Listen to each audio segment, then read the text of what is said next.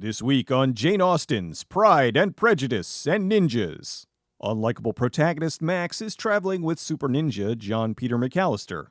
Their search for McAllister's missing daughter has brought them to Farm County, USA. No more fighting, Max, no matter how provoked. Which means there will be a part where he absolutely, positively has to fight. What I'm talking about is your penchant for popping people. And pimples, too. God, you're gross, Max. They stop in town. I am never going to leave another bar through the window again. Boo! That's the only reason I keep coming back week after week. Mustache Guy is harassing the sassy farm girl, Kat. You're gonna wind up just like your mama, you know that? How would you like your teeth for a domino set? He grabs her, so Max steps up to be the hero. Of course, the local cop is corrupt. I'm off duty. Besides, all I'm hearing is talk. Max tries not to fight, but Kat demands it. Come on, jerkface. Defend my honor. Then, oh yes. Oh, savor it.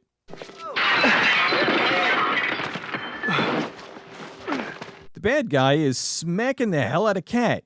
McAllister's mad at Max. They go back into the bar. Okay, who beat up my weenie sidekick? McAllister ignores that whole no fighting thing and beats up the entire bar. This guy is amazed by it all. McAllister uses a smoke bomb to escape. The bad guys are teaching them a lesson by ruining Kat's melons. Well, ruining those melons, not her melons. Max takes Kat back to her house. I was just giving you a chance to say thanks before I left. For what? What did you do that was so wonderful I ought to thank you? For once, I'm on his side. Jeez, lady, you're making me side with Max. Stop it! McAllister runs into Kat's mom. Uh-oh, it's Dr. Pulaski.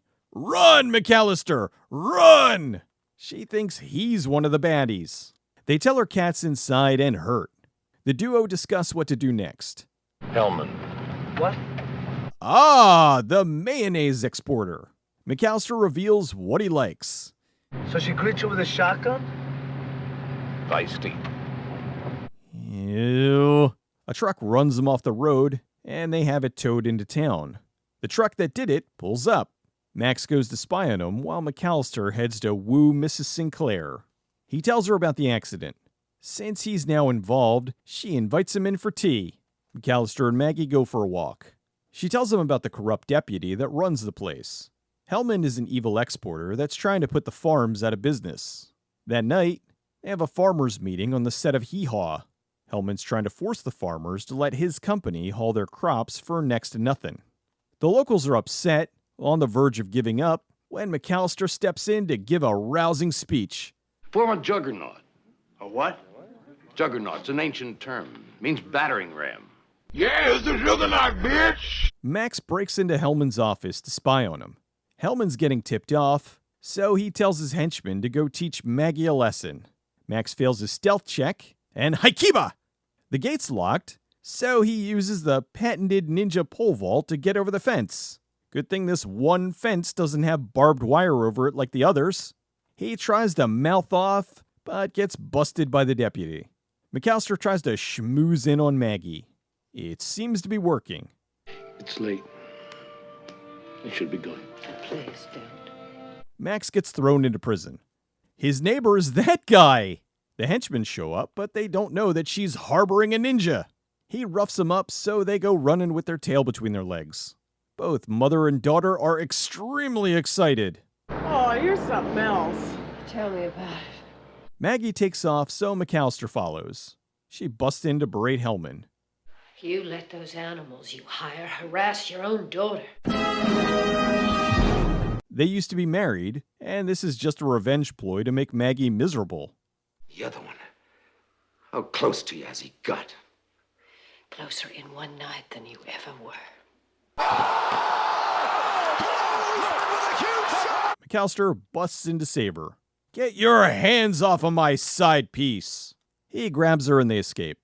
McAllister disguises himself as a drunk so he can rescue Max. The master of disguises' mustache is falling off. Hellman's talking to, oh, that guy's the snitch. Max tries to schmooze Kat by being Max. Yeah, I'll fix it. I can fix it. I was 12 when I overhauled my first engine. It only counts if you fixed it so it ran. She finally admits that she was wrong. Good! Now I can go back to hating Max. Max's wooing tactics don't work, and he goes home alone. Losing your touch, Max. Maggie explains what went on with her and Hellman. The good guys plan to move their crop of watermelons. We got a great big convoy rocking through the night. The bad guys are really going overboard on this, aren't they? C4 to stop a shipment of produce? What is this, Canada? McAllister springs into action to stop the evil truckers. They run the footage in reverse so he can flip up onto the truck. Magic!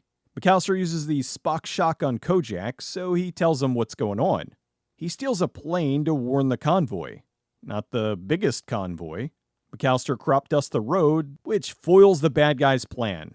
The truckers get out and beat up the bad guys. McAllister roughs up the traitor, and Max stops the crooked deputy. The duo head to beat up Hellman. Max gets his revenge by launching one of them out the window. See, it's just not as satisfying. Oh, this guy. You two get together with the guy that busted him out of jail, and you'd be unbeatable. McAllister tells Hellman it's off to jail with you. The next day, Maggie moves in on McAllister. Look, it's Henry! Kat tells Max that she's going with them. Max panics because he's not interested in a relationship longer than one episode. Can't believe my daughter's interested in that manlet. Are we going to have a recurring new character? Please let it be this guy. Tune in next time to find out. The Master, Episode 7, Juggernaut, aired on March 16th, 1984. It was directed by Gordon HESSLER, a German director who directed one of my favorite classic horror films, Scream and Scream Again. He directed a mix of movies like Murders in the Rue Morgue and Rage of Honor, as well as TV shows like The Equalizer and numerous episodes of Chips. Tara Buckman was Kat. She was in movies like Hooper and TV shows like The Misadventures of Sheriff Lobo, but I first recognized her as the mother from Silent Night, Deadly Night. Classic actress Diana Muldaur was Maggie. She's been in tons of TV shows like Hawaii Five-0 and Born Free. She's worked repeatedly with Gene Roddenberry in everything from Star Trek, his failed pilot Planet Earth, and as Dr. Pulaski in the second season of Star Trek The Next Generation. Another episode of The Master for the books.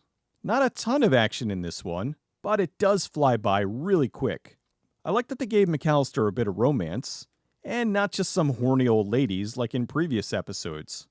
It's also odd to see Kat joining the crew. I wonder what she'll do next time. Anyway, this was fun, and I'm looking forward to whatever comes next.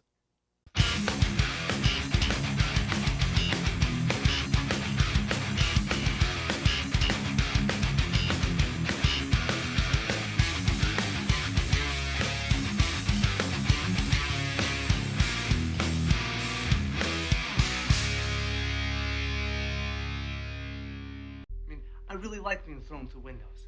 It's kind of a hobby.